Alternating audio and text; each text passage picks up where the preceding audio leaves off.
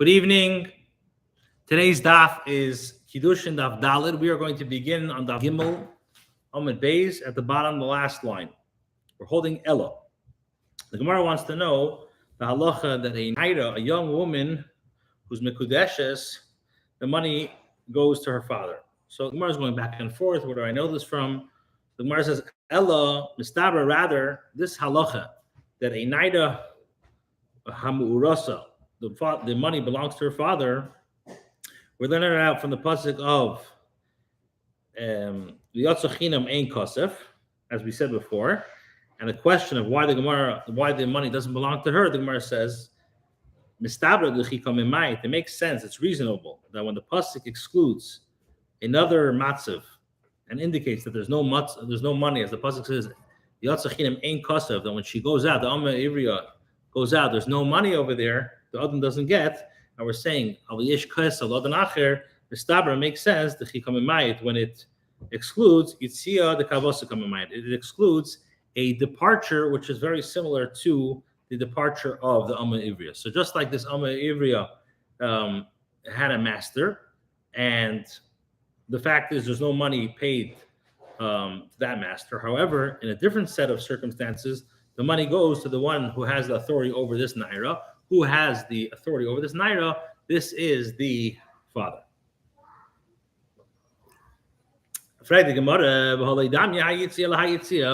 This departure is not similar to the departure. Why? Because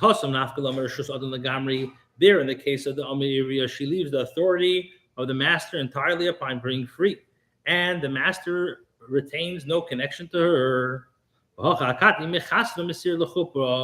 But over here, she still lacks the act of passing her over to chuppah. In other words, until she actually goes into the chuppah, she has not left the father's authority completely. So the Gemara answers and says, when it comes to actually nullification of the vows, that she does leave the Rishus of her father. The Tanana, as we learned in the Mishnah in the Darim, when it comes to a naira who's engaged, her father and her husband together nullify her vows, and the father cannot nullify them alone. The Gemara asks, teaching me this halacha, we need to have this pasuk. In other words, you're telling me that the pasuk v'yatzachinam is teaching me that there's no money for this master. But it's different. But for the father, there is money for him if the daughter gets engaged. We need this for the following brisa. The Tanya we learned in a brisa v'yatzachinam. The pasuk says v'yatzachinam in koso, that she goes out. She goes out. Well, I'm just in the middle of a live share. Give me a few. V'yatzachinam lahachiu da'asa.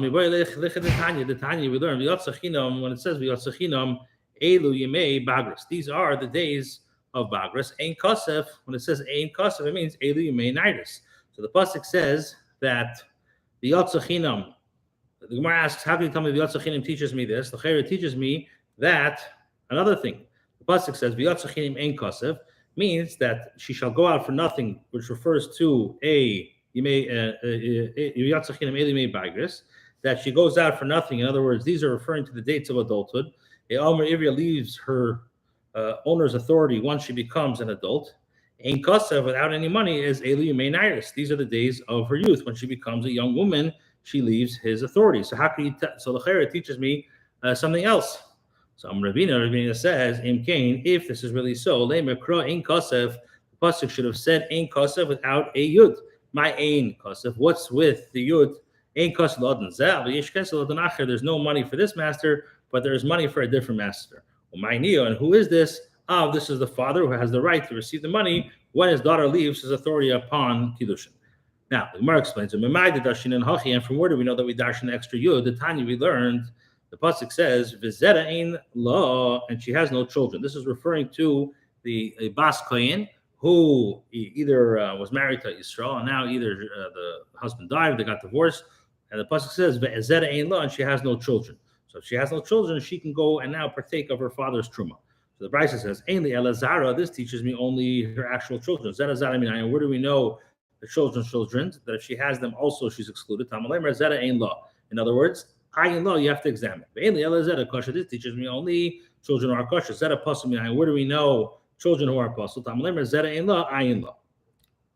Now, I peeked the fact that Gemara, but you already learned this from her children's children. And for the Gemara, zera zara, like really, you don't need to have a pasuk for the grandchildren, the bnei b'ranim, harein kibanim, because her children, grandchildren are like children. It's a cross. Therefore, what do I need to have the pasuk? Zera pasuk to teach me in regards to the yuchsin of the children. So the Gemara asks, and our Tana, from where does he know that we can expand the extra yud? Amri says, over there, it says the leksibuhu. Over there, when the Torah describes bilam or the yavama, it doesn't have a yud. Over here, there is a yud. It teaches us from the extra yud that for this learning. The Gemara says, the Torah had to tell me that the money or the document goes to her, and also by my side, it also goes to the father. If the Torah would only tell me that the Kedusha goes to the father, I would say, the reason why is because she did not toil for it, and therefore is not entitled to the money. However, when it comes to her earnings, where she did toil, I would say that it's hers. Therefore, it's necessary to state that her earnings also belong to her father. Now, and if it only teaches Maisida, the ko metaznemine over there, when it comes to Maisida, one would have said that they belong to her father because his daughter is sustained by him through his property. However, when it comes to Kidushin, the money of the document, which comes to her from an external source, I would say it goes to her. So therefore, tzricha the Torah to tell me that in both cases it goes to the father. Gufa, now we're going to go back. You're telling me that from the pasuk, is teaching me Elimei Bagris. And because of Elimei Nardis, and let the Torah write that she leaves her master when she reaches her youth, and it would not be necessary to state that she leaves reaching when she's an adult. In other words, if she already left her master when she becomes an Aida, so it's not necessary to state the halachas refer to Bagris. So Rabbi says that this phrase comes and teaches us about this phrase. In other words, since it's not explicitly stated that this particular pasuk is referring to her departure when she becomes a naira, so if there was only one pasuk, I would say it's going on Yimei Bagris. Now the Gemara says meaning to have a teishiv asachar. This is like the same halacha of a teishiv and a asachar, which means a tenant and a hired worker. The time we learned teishiv, the Brisa says that it says about a teishiv and a asachar, there's not allowed to eat hektish. So the Brisa says Teishiv is kana kinyan elam, is referring to a slave who has been acquired as a permanent acquisition, one who said he wishes to stay with his master. And in other words, a evet ivri, as we know, has to pierce his ears. And a socher, when we say a hard worker, this is referring to zakana kinyan shanim. This is a person who's acquired only for 6 years, which is the standard period of avdus. Now, Brisa says yemer teishiv yemer socher. Let the Torah only say teishiv. And Bani Aimer, and I would say Kana Kinyan Elam Any Yachol. When it comes to Kinyan Elam that you can eat, Kana Kinyan Shalom, like Olshikin for sure, if somebody is a Kinyan Shalom, should not be permitted to partake of Truma. So why does it have to stay? The obvious. So the Gemara says, either Kain, if so, I would say, you know what? Teishev refers to Zek Kana Kinyan Shalom. So in other words, it's teaching me what each pasuk is referring to, and therefore a similar reasoning applies to the above case of the Naira and the Beginners. So when that Abai says, "Midami, how can you compare the two?" Hasam today Gufinino over there. There's two different bodies. The Chinam because of the Rachmanatation near Saleichel, but because of Yidach have a suffer Milsa Daisi Bekavachemer, and therefore and nevertheless Milsa Daisi Bekavachemer Tara because of Lakra. In other words, over there's two bodies. So it's significant as the pasuk had written the case of the pierced tenant. They cannot partake of Truma, and even though I can learn it out from a Kavachemer, I say that. Nevertheless, the Torah takes the trouble and writes it explicitly. But in regards to the case of the woman, Chad Gufi, we're talking about one body. It's the same Amma Ivriya, it's the same maidservant. So once she has left already the youth, in other words, once she's 12, she leaves, what's it doing in the authority of an adult? So in other words, it's entirely unnecessary to state this part of the pasuk. And Rabbi says, we're speaking about the person who's Aylenis. In other words, an Aylenis is somebody who never developed the physical signs of maturity. She never had two-sided, so she does not go through the halachic state of a Naira. Instead, she remains a Ketana, until she reaches the age of 20, at which point she immediately becomes an adult. So I would think Benaira's tape, but Bagras late tape, that she only goes out once she's a Naira, but a Bagras never goes out. Why? Because she never experienced the Nairas. Therefore, the pasuk tells me that an Omer Ivria leaves her master even if she reaches adulthood directly. Maskula Mar Baravashi, so he asked for Lav Kavachemer, who shouldn't be a Kavachemer. If by actual Simonim she does not leave the father's Rishus, nevertheless, she does leave the Adon's Rishus. So Bagras Mitzim Rishus. Oh, we know by Bagras, which a lady does leave the Rishus of the father, any din Mitzim Rishus Adon, it does not make sense that she should be released from the master's authority. If so, one can learn the reasoning of a Ailenis that she should leave her master as she becomes an adult, which means the pasuk l'chayr is unnecessary. It's a kavachemer. Rather, the pasuk is teaching me the sale by Ailenis as a Omer Ivria. So you would say that if a lady will show the signs of a young woman, in other words, she shows Shtei Cyrus, then it's a valid sale. However, if she does not bring signs of Simoni Iris, I would say it's not a sale. In other words, the svara that one might think that in the case that if the Oma turns out to be an Ailenis, one cannot fulfill the requirement of the pasuk, that she will never become a Naira. Therefore, the pasuk teaches me that even an Ailenis can be sold as a Oma Ivria and is released upon reaching becoming an adult. Now, the Gemara says, and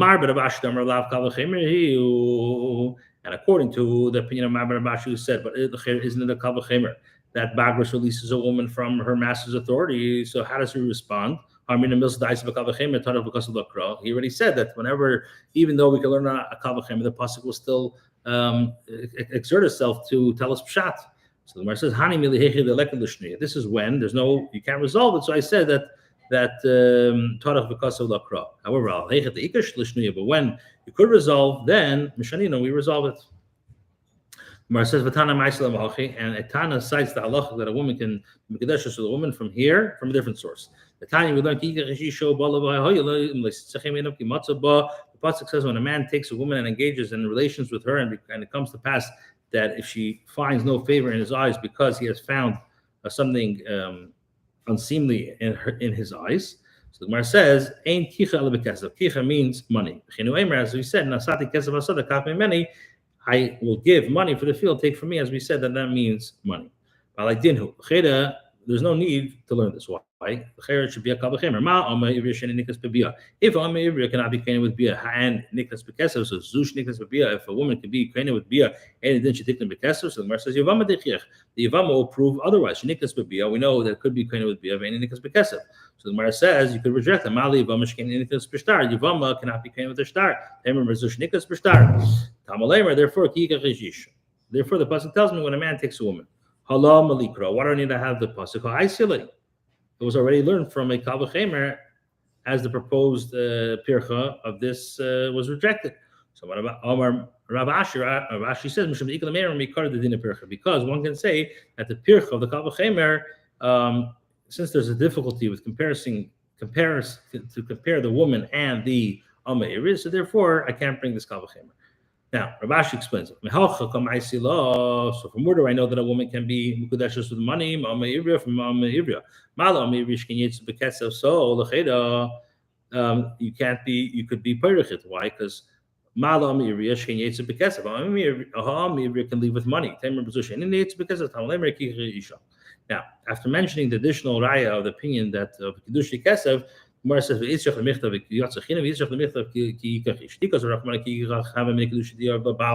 I would say money that the husband gives her is hers.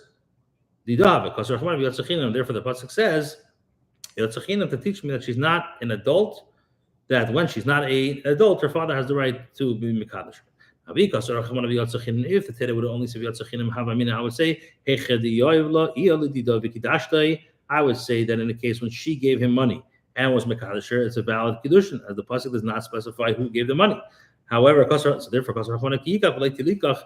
says when he takes, not when she takes, to teach us that only a man may be Mekadosh a woman and not vice versa. Now, the Bride continues and says, Uvala, and she engages in relations. This teaches me that she is kind of with bia. Now the Gemara says, it makes sense. Why? If Yavama, Niklas because of which is not kind of because of Niklas Babia is Niklas Babia, Zeus Niklas because of anything Niklas Babia. So the Chira, this girl who could be kind of with Kesef should not be kind of with Bia. So the Gemara says, Ivri will prove otherwise that she Niklas because of which she is acquired with money, but it's not acquired with Bia. The Gemara says, the Kinyan is not for marriage. Are you going to say this that that the acquisition is for the sake of marriage? Therefore, it's logical that a woman can be acquired through Bia. So it says, therefore, now, why do I need to have the pasuk? It was already learned through a kavachemer.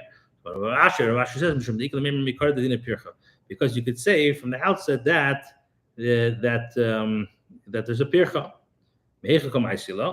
So from where do you derive that Bia is a moda of Kinyan? Mi Yavama from Yavama. The Gemara says,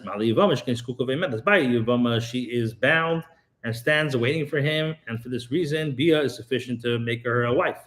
Are you going to say over here, which she's not standing and bound to her husband? Therefore, the pasuk says, Ubala, and engages in relations to teaching that Bia is Just to end over here.